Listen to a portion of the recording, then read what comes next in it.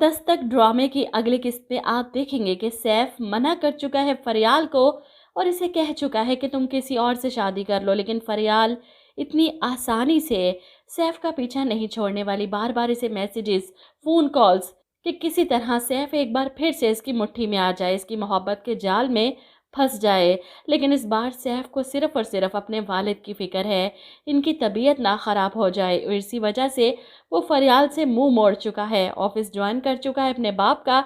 जब फरियाल इसे मैसेज करती है कि मैं तुम्हारा पाकिस्तान छोड़कर जा रही हूँ हमेशा के लिए, ये मैसेज पढ़कर तो सैफ टेंशन में आ जाता है। ऐसे में शकील साहब पूछते हैं क्या बात है, किसके मैसेजेस आ रहे हैं तुम्हें, और वो बहाना बना देता है कि किरण के मैसेज थे, इसे डॉक्टर के पास लेकर जाना था आज। यहाँ पर इसके वालिद फ़ौरन इसे घर भेजते हैं कि किरण के मामले में मैं कोई भी लापरवाही बर्दाश्त नहीं करूँगा, अभी जाओ इसे डॉक्टर के पास लेकर जाओ। और सैफ बहाना बनाकर ऑफिस से निकलता है। अब किरण का फ़ोन आता है कि डॉक्टर के पास जाना था, तो वो इसे मना कर देता है कि तुम अम्मी के साथ चली जाओ, मुझे बाबा ने बहुत इम्पॉर्टेंट मीटिंग के लिए रोक लिया है।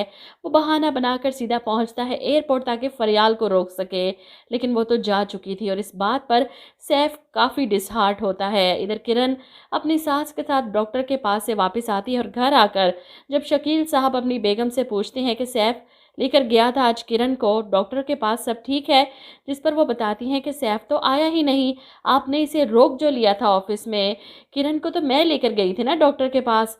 ये सुनकर तो शकील साहब को गुस्से से बुरा हाल है। इन्हें पता चलता है कि सैफ इनसे झूठ बोलकर निकला था, इसका मतलब फिर से उस लड़की के चक्कर में है, इसलिए घर में तो नहीं बताते ताकि सैफ की माँ या किरण डिस्टर्ब ना हो। लेकिन अगले दिन ऑफिस में सैफ की क्लास लेते हैं।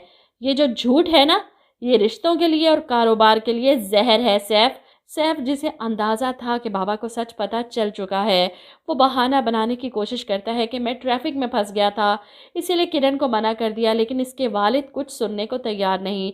बजाय तुम अपने बाप के मशवरे को मानो, तुम दोबारा से अपनी लाइफ को बर्बाद करना चाह रहे हो, उस लड़की के चुंगल में फंसना चाहते हो। ये सुनकर सैफ चीख पड़ता है, कितनी बार मैं आपसे कहूँ कि मेरा उस लड़की से कोई ताल्लुक नहीं। वो गुस्से में ऑफिस से निकल जाता है, लेकिन अपना मोबाइल यहीं पर छोड़ जाता है। ऐसे में इसके मोबाइल पर फरियाल की कॉल आती है जो शकील साहब उठाते हैं, अपने कान को लगाते हैं। दूसरी तरफ फरियाल कहती है खुश हो जाओ, इतना सब कुछ होने के बावजूद भी मैं तुम्हें कॉल कर रही हूँ, जिस पर वो कहते हैं कि मैं शकील बात कर रहा हूँ, सैफ का फादर। फरियाल की बोलती बंद हो जाती है इनकी आवाज़ सुनकर, और ऐसे में वो खरी खरी फरियाल को सुनाएंगे कि तुम मेरे बेटे का पीछा छोड़ दो, वो शादीशुदा है, बाप बनने वाला है, वरना मुझसे बुरा कोई नहीं होगा। आप दोबारा इसके नंबर पर कॉल करके इसे परेशान करने की कोशिश की तो मैं तुम्हारी फैमिली तक पहुंच जाऊंगा। वो इसे धमकाते हैं और फरियाल सचमुच परेशान हो जाती है। इसका नंबर ब्लॉक कर देते हैं सैफ के मोबाइल से ताकि ना फ़ोन आए और ना ही सैफ तक इसकी आवाज़ भी पहुंचे। वहीं फरियाल से राब्ता ख़त्म होता है तो सैफ खुद ब खुद किरण से अपना रवैया बेहतर करना शुरू हो जाता है।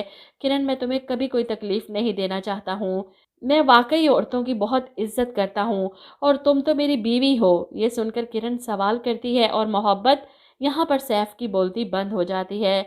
ऐसे में किरण सैफ से हमदर्दी करते हुए कहती है, मैं जानती हूँ आपके माँ बाप ने आपसे आपकी मोहब्बत को दूर कर दिया, लेकिन आप इनके बारे में भी तो सोचे। माँ बाप सिर्फ अपने बच्चों की खुशी चाहते हैं, इन्हें खुश देखना चाहते हैं। जिस पर सैफ जवाब देता है कि तुम कौन सा खुश हो अपने माँ बाप की बात मानकर, और मैं कौन सा खुश हूँ इस शादी पर। खैर, फरियाल से राब्ता ख़त्म हुआ तो सैफ भी ख्वाबों की दुनिया से निकलकर हकीकत की दुनिया में आ चुका है। किरण और अपने आने वाले बच्चे का ख्याल करने लगा है और किरण भी खुश है कि शुक्र है सैफ को अकल आ गई। ये दोनों मिलकर अपने आने वाले बच्चे के लिए शॉपिंग करते फिर रहे हैं। अब जब तक फरियाल की दोबारा सैफ की ज़िंदगी में वापसी नहीं होती, सैफ मुतमईन है, लेकिन जैसे ही फरियाल वापस आई सैफ का मीटर फिर से घूम जाता है। और अगर इस अरसे में सैफ के वालिद का इंतकाल हो गया तो हो सकता है वो हर तरह के प्रेशर से आज़ाद हो जाए, बच्चा भी हो जाएगा। वो बच्चा अपनी माँ की गोद में पकड़ाएगा कि संभालें अपने पोते को, और ख़ुद पहुँच जाएगा फिर से फरियाल के कदमों में।